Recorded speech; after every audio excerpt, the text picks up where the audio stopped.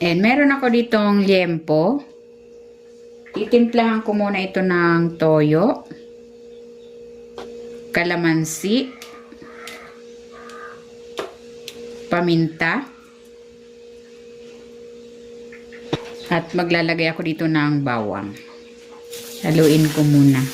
Kung hindi ka pa nakapag-subscribe sa aking channel, please subscribe at i-click mo na rin ang notification bell para lagi kang updated sa aking latest recipes.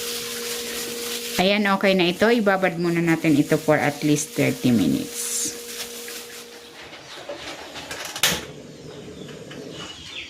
Maglalagay ako ng konting cooking oil. I-sear ko muna itong liempo. Tinanggal ko muna ito bad.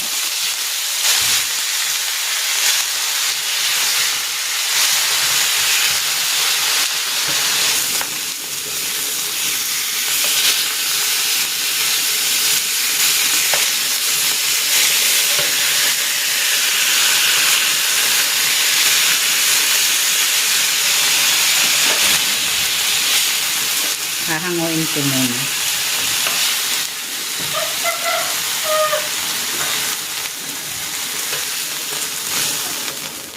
Magigisa na ako dito ng bawang.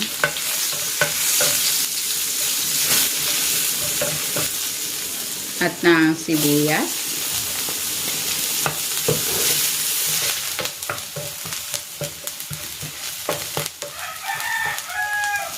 Maglalagay ako dito ng konting tomato paste at ng oyster sauce.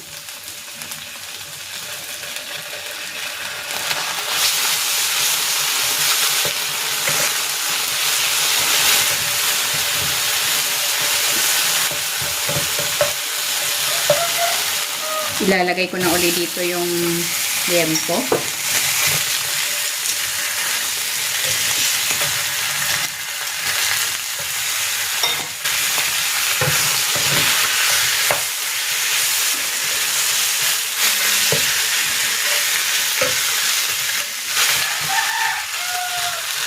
Bubuhos ko na dito yung pinagbabaran itong liempo at maglalagay ako ng tubig. Tatakpan ko ito.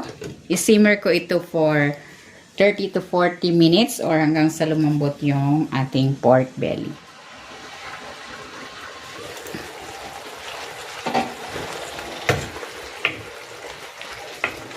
Ayan, ito na malambot na itong ating pork belly.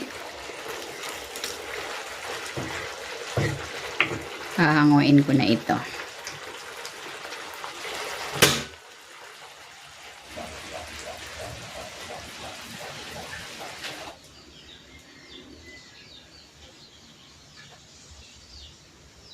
Ayan, ready na itong ating braised pork belly.